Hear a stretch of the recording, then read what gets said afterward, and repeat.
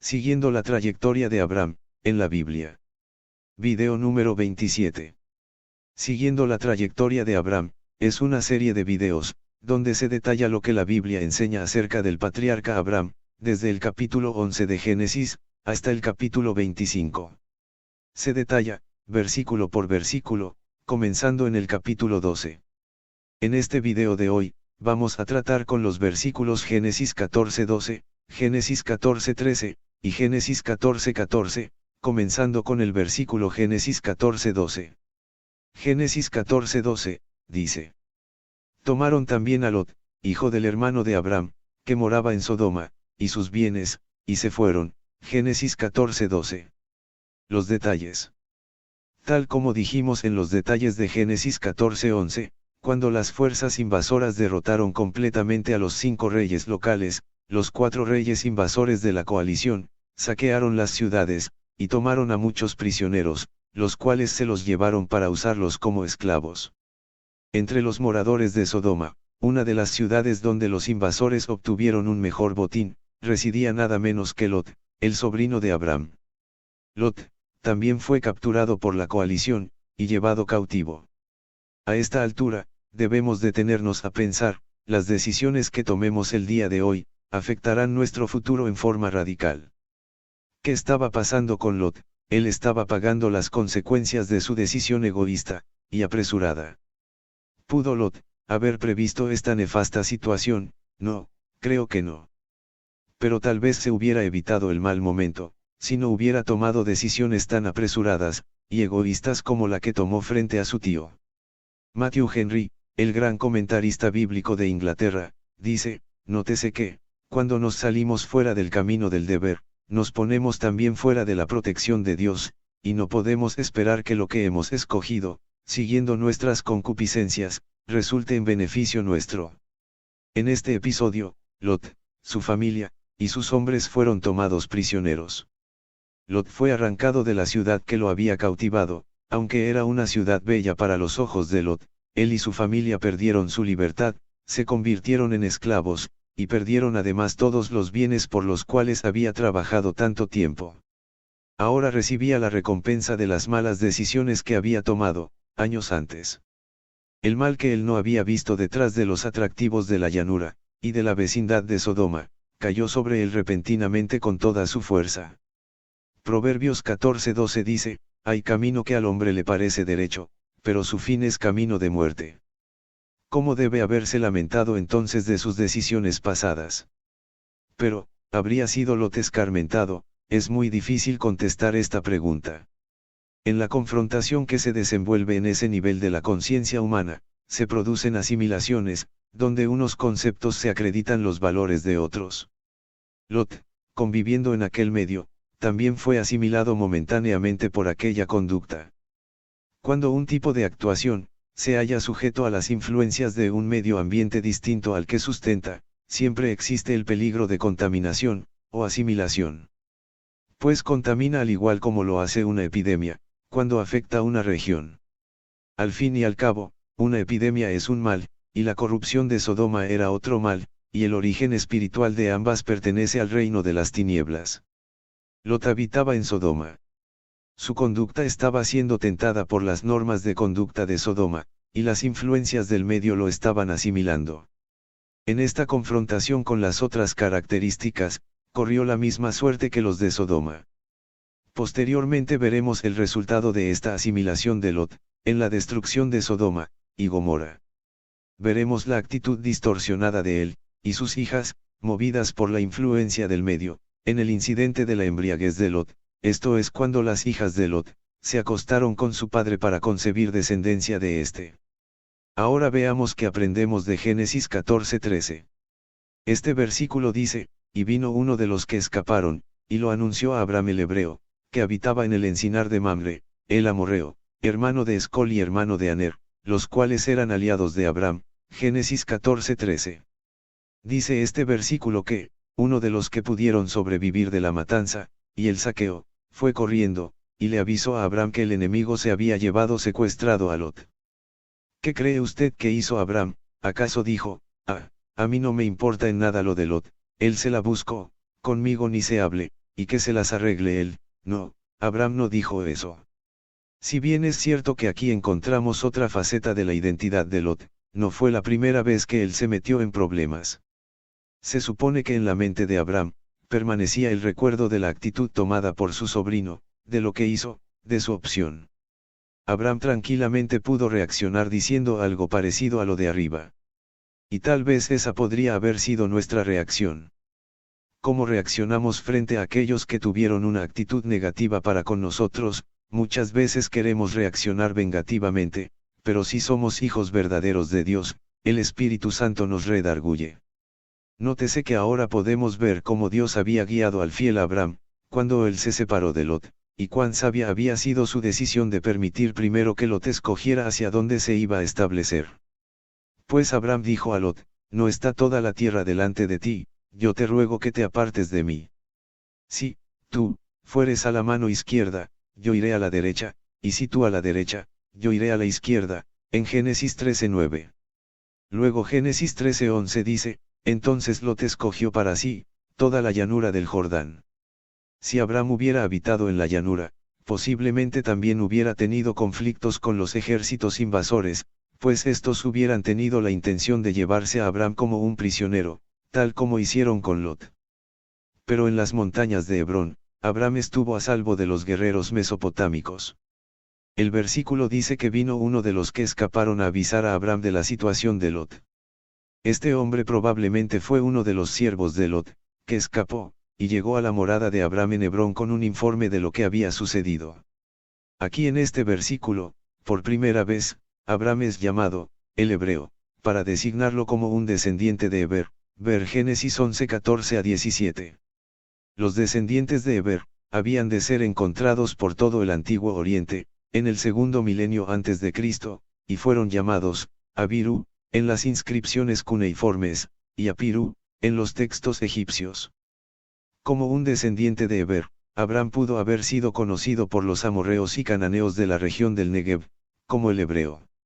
Los tres hermanos amorreos mencionados en este versículo, Génesis 14:13, como aliados de Abraham, eran probablemente caudillos de tribus. Como se entiende, Abraham había celebrado con ellos un tratado de ayuda mutua, y se entiende por la manera como son nombrados aquí. Pues literalmente están mencionados como, hombres del pacto de Abraham. Además, veremos que ellos ayudaron a Abraham en su expedición para rescatar a Lot. Pasemos ahora a Génesis 14:14. Este versículo dice, oyó Abraham que su pariente estaba prisionero, y armó a sus criados, los nacidos en su casa, 318, y los siguió hasta Dan, Génesis 14:14. Cuando Abraham oyó la noticia de lo que le sucedió a Lot, él no dijo, Lot se merece esto. Abraham no pasó juicio sobre Lot, sino que sintió compasión por él. Se dejó ganar por los sentimientos de solidaridad familiar. El texto original, para subrayar la relación familiar que había entre ambos, dice, hermano. Abraham no se lavó las manos ni se puso a pensar en los peligros en que incurría, si intentaba rescatar por la fuerza a su sobrino. Admiremos la decisión, y el valor de Abraham al proponerse ir a libertarlo, enfrentándose a fuerzas muy superiores a las suyas, y bien adiestradas, y experimentadas en guerras. Que son 318 criados contra las tropas unidas de 4 reyes juntos, usted entiende esto. Nosotros tenemos parientes y amigos que son esclavos del pecado. No los juzguemos, sino acudamos a salvarlos con la misma generosidad que usó Abraham con su sobrino, cuando el infortunio lo alcanzó. Proverbio 24:11 dice, libra a los que son llevados a la muerte, salva a los que están en peligro de muerte. A nosotros nos corresponde ir a luchar contra las huestes de Satanás, para librar de sus manos a los que tiene capturados como esclavos, y están en peligro de la muerte eterna, ver Lucas 11:21-22. Apocalipsis 12:9 dice, fue lanzado fuera el gran dragón, la serpiente antigua, que se llama Diablo, y Satanás, el cual engaña al mundo entero, fue arrojado a la tierra, y sus ángeles fueron arrojados con él. Satanás y sus demonios cohabitan con nosotros, porque ellos fueron arrojados a esta tierra. Satanás y sus demonios son responsables de cada uno de los males que nos llegan. De nada nos sirve estar juzgando a los demás, sin antes considerar que Satanás y los demonios están detrás, dirigiendo a las personas hacia el mal, a que hagamos lo opuesto de lo que Dios quiere que hagamos. Debemos concientizar a las demás personas, acerca de las actividades de Satanás y los demonios. Porque Dios no culpa a las fuerzas del mal, de lo que nosotros hacemos que desagrada a Dios. Nosotros somos los culpables delante de Dios, por aceptar las propuestas de Satanás, y sus demonios, las cuales nos conducen a actuar en contra de los mandamientos de Dios. En Génesis 14:14, el texto original dice, criados entrenados, esto es, para la guerra. Aunque Abraham era hombre de paz, él estaba preparado para enfrentarse con las armas, a sus enemigos, cuando fuere necesario. Así también, nosotros debemos estar entrenados en la batalla espiritual, ver Efesios 6:11-12, y en el uso de las armas poderosas en Dios, para la destrucción de fortalezas, 2 de Corintios 10:4, a fin de que cuando la ocasión se presente, sepamos enfrentarnos al enemigo. Notemos también que posiblemente los mismos siervos de Abraham, que habían disputado con los siervos de Lot, Génesis 13:7, fueron los que salieron con Abraham a salvar a Lot y a los suyos. Ellos no guardaban resentimiento en su corazón, o lo superaron por fidelidad a su amo. Además, ellos se llenaron de ánimo, porque a esta altura de sus vidas, ellos entendieron que Dios estaba con Abraham. El patriarca Abraham no lo pensó dos veces, preparó a su gente, a sus aliados, y con 318 hombres decidió ir al rescate de su sobrino. No olvidemos que eran 4 los reyes que habían luchado, y ganado estas y otras guerras, en el pasado, y que las habían ganado en forma aplastante. Pero Abraham era muy inteligente. Para él, no había tiempo que perder, había que hacer algo pronto. Una de las estrategias más efectivas para obtener la victoria, es atacar en forma desprevenida. Y esto es lo que hizo Abraham. Muy probablemente los reyes ganadores estarían festejando la victoria, como sucede muchas veces. Cuando nos sentimos ganadores, somos más vulnerables, pues bajamos la guardia y nos descuidamos. Al Abraham ir a rescatar a su sobrino, esto nos hace pensar en lo que nuestro Señor Dios hizo por nosotros, al enviar a su Hijo unigénito para salvarnos, que es lo mismo que rescatarnos de las huestes de las tinieblas. Nosotros hemos estado siendo como Lot, capturados por el pecado, esclavizados, y despojados de todas nuestras riquezas, y el Señor Dios, sin que nosotros lo pidamos, viene en nuestra ayuda. Gracias Yahvé por eso. Jesucristo es el Abraham supremo que bajó a esta tierra desde su trono de gloria, allá en los cielos, para rescatarnos de la perdición espiritual en la que hemos caído. Abraham es el único patriarca en la Biblia, que aparece como jefe militar. No perdió tiempo haciendo preparativos para rescatar a su sobrino, sino que se puso en marcha inmediatamente con sus propios sirvientes, y los de sus amigos amorreos, ver versículos 13 y 24. La palabra hebrea traducida aquí, tropa, no aparece en ninguna otra parte de la Biblia. Pero es identificada en una carta de Taanac, del siglo XV a.C., como una palabra cananea que significa, servidores. El versículo dice que los 318 criados, habían nacidos en la casa de Abraham. Por tanto, eran dignos de confianza. Esto sugiere que Abraham tenía más de 318 siervos masculinos, pues no incluyó otros que no habían nacidos en su casa, tales como los que adquirió durante su estadía en Egipto, ver Génesis 12:10-20, 16:1, y los que adquirió después de su regreso de Egipto, y en Lebrón. Y si los que usó como soldados, nacieron en las viviendas de Abraham, ellos eran hijos de criadas. Para entonces, Abraham tenía por lo menos 500 criados y criadas. Recordemos que Génesis 13:2 dice, Abraham era riquísimo en ganado, en plata, y en oro. No se sabe cuántos acompañantes y servidores de los 3 amigos de Abraham, ver Génesis 14:13, fueron con él en su misión de rescate. Pero probablemente estos constituyeron un aumento importante de su ejército de criados. También el versículo dice que Abraham siguió a los ejércitos de la coalición hasta el lugar llamado Dan. Este nombre sustituye aquí, a un nombre más antiguo, el cual era, Lesem, ver Josué 19:47, en la Biblia. La ciudad de Lesem, estaba al pie del monte Hermón, a unos 16 kilómetros al norte del lago Ule, y formó en tiempos posteriores el límite más septentrional de Israel. Los ejércitos victoriosos de los 4 reyes mesopotámicos, estaban en marcha hacia su tierra. Ya habían recorrido un largo camino, y Abram tuvo que atravesar toda esa comarca, que luego los romanos la llamarían Palestina, antes de alcanzarlos. Imagínese a dónde hubiera ido a parar Lot, si Abram no va por él, pues en los 2 versículos siguientes, veremos cómo de una manera estupenda, Abram rescató a Lot y a todos los suyos. Abram liberta a Lot. Cuando Lot se trasladó a Sodoma, con la ambición de poseer los verdes y prometedores campos que había alrededor de ella, no se puso a pensar que otros ya desde hacía muchos años, también tenían los ojos puestos en el mismo sitio. No pasó mucho tiempo sin que 4 reyes del oriente, vinieran para apoderarse de aquellas tierras, y se llevaran cautivo a Lot con todo lo que poseía, como botín de guerra. En aquel entonces, Sodoma era la capital de una confederación de 5 ciudades situadas al extremo sur del Mar Muerto. Descubrimientos recientes realizados por arqueólogos italianos en Ebla de Siria, han sacado a la luz tablillas con los nombres de estas 5 ciudades, en el mismo orden en que aparecen en la Biblia. Estas tablas datan de más de 200 años antes de Abram. De manera que ya para el tiempo de Lot, aquella era una confederación bien establecida. Desde hacía 14 años, esta había caído bajo el dominio de los 4 reyes orientales mencionados en Génesis. Durante más de 12 años, estas ciudades estuvieron enviando tributo con toda puntualidad a aquellos 4 reyes, ver Génesis 14, 4-5.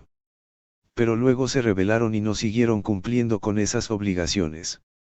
Ellos solo estuvieron 1 año sin pagar impuestos, y durante ese periodo de 1 año libre de impuestos, fue que Lot se mudó a vivir en Sodoma. Por eso fue que esos reyes, después de 1 año sin recibir impuestos, vinieron para apoderarse de las ciudades nuevamente. La diferencia fue que, en esta ocasión, Lot se encontraba residiendo en Sodoma, y él se convirtió en una de las víctimas de los conquistadores. Abram pudo haberse mostrado duro e indiferente, él pudo haber dicho, bueno, esto quizá le sirva a mi sobrino para aprender una lección. Sin embargo, en otro gesto ejemplar de su parte, Abram arriesgó su propia vida, y las vidas de sus siervos al ir en rescate de Lot. La gran victoria que Dios le dio a Abram, sobre aquellos invasores, vino a ser un testimonio real del poder de Dios ante los de Sodoma. En el próximo versículo veremos que Abram rescató a Lot, con una fuerza de solamente 318 hombres de los suyos, y como ya dijimos, con la ayuda de unos amigos. Los 4 reyes de Oriente habían conquistado a Sodoma, y sus aliados, 14 años antes, y en esta ocasión las habían invadido nuevamente. ¿Qué hubiera ocurrido si las hubieran invadido una tercera vez? Ya veremos cómo Abram los derrotó en esta ocasión, haciendo uso de una acción estratégica, la cual veremos en los siguientes 2 versículos. ¿Qué hubiera sucedido en caso de un tercer ataque? La respuesta de Dios hubiera sido, yo soy tu escudo, Génesis 15:1. Esta vez Dios le dio la victoria a Abram, e indudablemente se la hubiera dado en una segunda ocasión. Al Dios decir a Abram que él es su escudo, le estaba dando a entender que él es su defensa. ¿Qué recompensa le aguarda al creyente fiel a Dios? Tal como era Abram, el salmista David dijo, los juicios de Yahvé son verdad, todos justos, en guardarlos hay grande galardón, Salmo 19:9, 11. Todas las personas que hagan la voluntad de Dios, le amen, y le obedezcan de todo corazón, recibirán una gran recompensa, ver 1 de Juan 2:17. El Señor, a todos los que le esperan, en el día final, les dará una corona de vida, y de justicia, ver 2 de Timoteo 4:8, en la Biblia. El apóstol Pablo dijo que su meta consistía en alcanzar, el premio del supremo llamamiento de Dios en Cristo Jesús, en Filipenses 3:14.